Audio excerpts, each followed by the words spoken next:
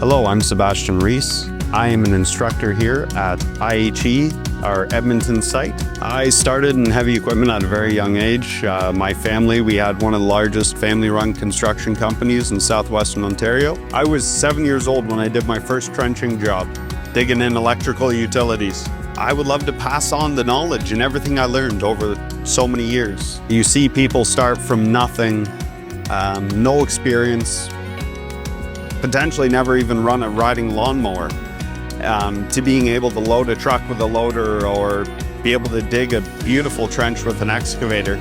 We're creating safe workers, that aren't going to be as prone to incidences, and people that have more mechanical knowledge.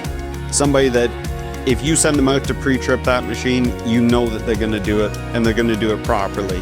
Whatever you put in is what you're going to get out. You learn more from listening than you do talking. And that's a big thing. If you listen to the instruction, you think about it, you take that on board, you will be far better than anybody else around you that will not listen and take on board any of that advice.